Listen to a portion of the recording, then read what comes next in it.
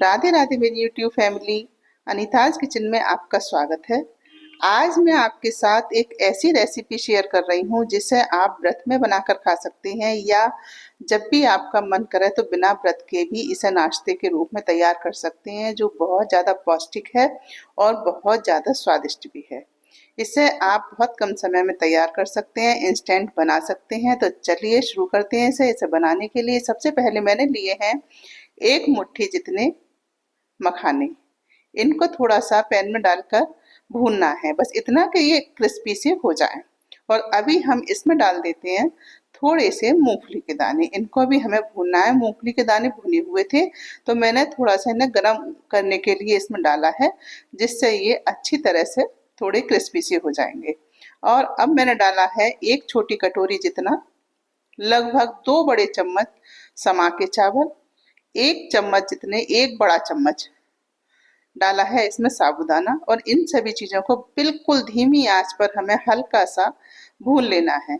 मखाने थोड़े क्रिस्पी हो जाएं तभी हमें दाने डालने हैं। अगर दाने आपके कच्चे हैं तो दाने और मखाने साथ में भी डालकर इन्हें भून सकते हैं। और उसके बाद जब भुन जाए तो थोड़ा सा हमें जो चावल लिए हमने समा के उनको भी भूनना है और थोड़े से जो साबूदाने डाले उनको भी भूनना है, जिससे इनका जो मॉइस्चर है वो निकल जाए और थोड़े से गर्म हो जाए, मतलब ये जिससे ये पिसने में आसानी रहेगी। तो अब जब ये थोड़े से भुन गए थे, हल्के मतलब चावल और साबूदाना जो है वो थोड़ा सा गर्म हो जाए और मखाने और दाने भुन जाए, तब मैंने इन्हें निकाला है प्लेट में। और जब बिल्कुल ठंडे हो गए थे तब मैंने एक मिक्सी का जार लिया है और उसमें डालकर इनको पीसा है। अच्छे से इन्हें पीस लेना है, लेकिन पूरी तरह से तो ये नहीं पिस पाते, हल्का सा दरदरापन इनमें रह जाता है, लेकिन कोई बात नहीं, बस हमें जितना आसानी से अच्छे से पिस जाए उतना इसे पीस लेना है। और उसके बाद में हमें इसे निकाल लेना है एक बाउल में। अब हम इसी जार में एक बनाएंगे बहुत ही बढ़िया स्वादिष्ट सी चटनी, जो इसके साथ बहुत ज़्यादा टेस्टी लगने वाली है। तो हमने लिया है कच्चा नारियल और इसको डाला है, मतलब छोटे छोटे पीस में करके डाला जिससे आसानी से ये पिस जाए। मुट्ठी भर धनिया, हरा धनिया, 5-6 हरी मिर्च, थोड़ा सा अदरक जो मैंने ग्रेट करके डाला है, आधा नींबू, आप इसमें 1 नींबू भी डाल सकते हैं, जितना तीखा और खट्टा आपको पसंद हो उतना आप इसमें डाल सकते हैं। और डाला है मैंने स्वाद के अनुसार नमक, थोड़ी सी भुनी हुई मूंगफली। और अब हम इसको पीस लेते हैं। तो देखिए ये बहुत ज़्यादा सूखा हुआ सा पिसेगा, लेकिन कोई बात नहीं। अब हमने डाला है इसमें आधा कटोरी ताज़ा दही, फ्रेश, जो ज़्यादा खट्टा ना हो, मतलब अगर खट्टा ना हो तो ज़्यादा अच्छा है। और इसमें फिर एक बार फिर से चला लिया। उसके बाद मैंने थोड़ा सा भुना हुआ जीरा डाला है, इसको डालकर भी एक बार हम इसे पीस लेते हैं। तो देखिए कितना बढ़िया चटनी बनकर तैयार हुई है, बहुत ज़्यादा टेस्टी। इसे आप कभी बनाइएगा, बहुत टेस्टी चटनी लगती है। तो इसे निकाल लेते हैं हम एक बाउल में। ये चटनी आप डोसे के साथ, इडली के साथ या मतलब पराठे के साथ भी इसे बनाकर खा सकते हैं, बहुत ज़्यादा स्वादिष्ट लगती है। तो इस तरह से हमने इस चटनी को बनाया है। अब हम इसी जार में डालेंगे एक कच्चे आलू को। एक कच्चा आलू छीलकर साफ पानी से धोकर लिया है और इसको मैं कद्दूकस कर डालूंगी इस जार में। आप चाहें तो छोटा छोटा काट कर भी डाल सकते हैं, लेकिन जार में थोड़ा सा पिस नहीं पाता है, इसलिए मैंने इसमें इसे ग्रेट करके डाला है। और अब हमें इसमें डालना है दही, आधा कटोरी।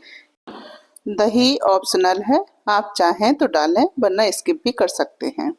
और देखिए ये इस तरह से इसे हमने एक बार सिर्फ चला लिया है।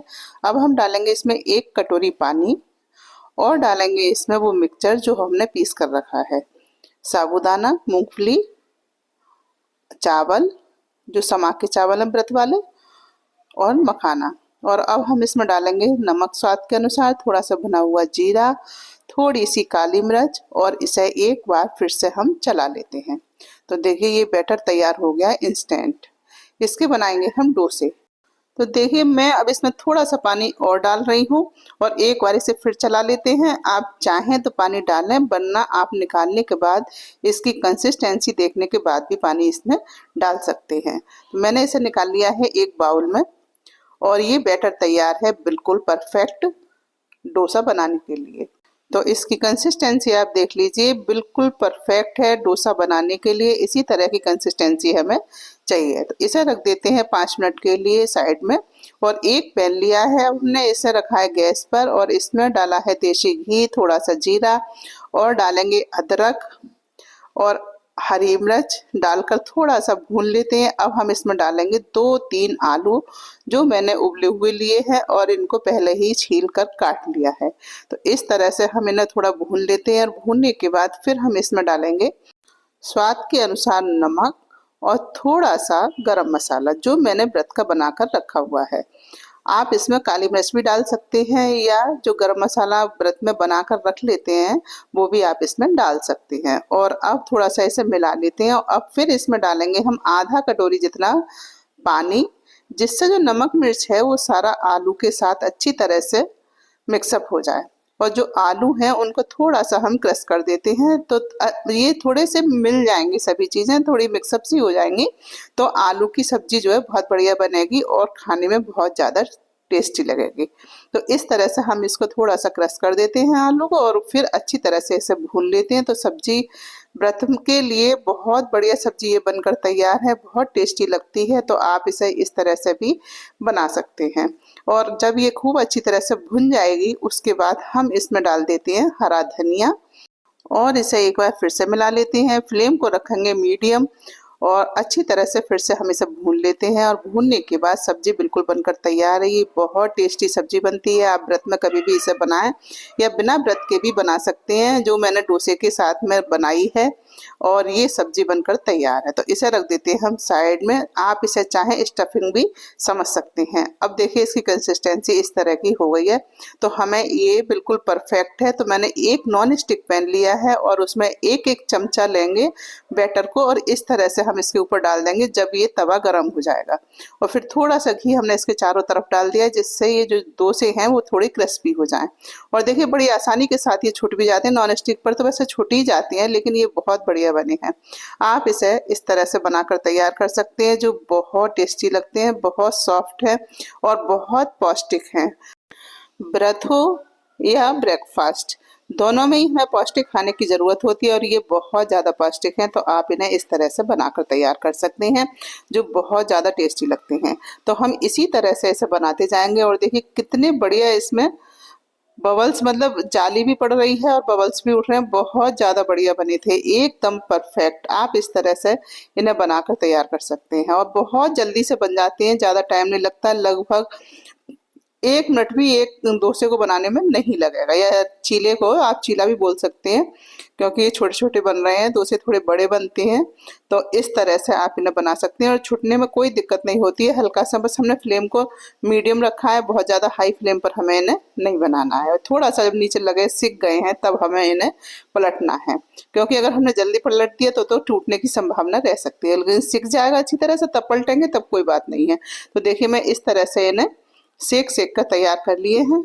आप जितने चाहें उतने आप इसी तरह से बनाकर तैयार कर सकते हैं। बहुत बढ़िया लगते हैं खाने में भी और बनाने में बहुत कम समय लगता है। तो इस तरह से मैंने जितने भी बनाने थे उतने बन चुके हैं। अभी मैं आपको और भी बताऊंगी कुछ। तो देखिए जो इसमें बैटर थोड़ा सा बच गया था उसमें मैंने 1 चम्मच जितना कूटू का आटा और मिलाया है और थोड़ा सा डाला है पानी। इसे हाथ से हम मिक्सअप कर लेते हैं अच्छी तरह से सभी चीज़ों को। और देखिए आप इसकी इतनी बढ़िया चीज़ बनाकर तैयार करेंगे। अभी इसमें डाला है स्वाद के अनुसार नमक, डालेंगे थोड़ा सा भुना हुआ जीरा जिससे इसका टेस्ट बहुत बढ़िया आएगा। और डालेंगे इसमें हरा धनिया, हरी मिर्च और कद्दूकस किया हुआ अदरक। और 3 आलू लिए हैं मैंने उबले हुए, इनको हम इसी में क्रश करके डाल देते हैं जिसकी पकौड़ियाँ इतनी टेस्टी बनने वाली हैं, बहुत ज़्यादा। अच्छी तरह से इन्हें हम मिला लेते हैं सभी चीज़ों के साथ में। अगर आपको इनकी शेप के अनुसार बनाना है तब आप इन्हें थोड़ा सा कद्दूकस करके भी इसमें डाल सकते हैं और नहीं तो इसी तरह हाथों से क्रश करके भी इसमें मिला सकते हैं। और देखें इसकी कंसिस्टेंसी मुझे थोड़ी सी गाढ़ी लग रही थी तो मैंने हल्का सा 1 चम्मच जितना पानी और डाल दिया था। और इसी तरह से पकौड़ी जिस तरह बनाते हैं हम थोड़ा सा गोल गोल करके इस तरह से डाल सकते हैं। आप चाहें तो टिक्की की शेप भी इसमें दे सकते हैं, दोनों हाथों से गोल कर कर एकदम से, और थोड़ा चपटा करके भी इसमें डाल सकते हैं, लेकिन मैं एक हाथ से ही इसी तरह से इसे डाल रही हूँ और ये पकौड़ी बनकर तैयार है। बहुत बढ़िया। फ्लेम को मीडियम रखेंगे, बहुत ज़्यादा हाई फ्लेम पर हमें इन्हें नहीं बनाना है। तो इस तरह से आप पकौड़ी भी बना सकते हैं। मैंने ये बचे हुए बैटर में बनाई हैं। आप इसका जो बैटर बनाया था उससे भी इसकी पकौड़ियाँ बना सकते हैं, तो कम क्वांटिटी में बैटर बनाएं और इस तरह से पकौड़ी बनाकर तैयार करें। ये पकौड़ियाँ बहुत ज़्यादा क्रिस्पी होती हैं, बहुत टेस्टी लगती हैं और फटाफट से बन भी जाती हैं। बहुत कम समय लगता है। आप इन्हें ब्रेकफास्ट में भी बनाकर तैयार करें या व्रत में, दोनों तरह से आप इन्हें बनाकर खा सकते हैं। बहुत बढ़िया नाश्ता बनकर तैयार हो जाता है और देखिए कितनी बढ़िया पकौड़ी बनी है। गरम गरम खाने में बहुत टेस्टी लगती हैं। तो चलिए लगा लेते हैं थाली। चीले, आलू की सब्जी, चटनी और साथ में है पकौड़ियाँ और थोड़ा सा रख देते हैं हम खीरे की सलाद। तो देखिए कितनी बढ़िया थाली बनकर तैयार है। आप इसे व्रत में बनाकर जरूर खाएं, आपको ये बहुत ज़्यादा पसंद आएगी। बहुत टेस्टी है, पौष्टिक है और बहुत कम समय में बन जाती है, ज़्यादा समय नहीं लगता। तो आप इसे एक बार बनाएं, खाएं, एंजॉय करें। वीडियो अगर पसंद आई हो तो इसे लाइक, शेयर एवं सब्सक्राइब करना बिल्कुल ना भूलें। अगली बार फिर मिलते हैं एक नई वीडियो में, नई रेसिपी के साथ। तब तक के लिए जय श्री राधे।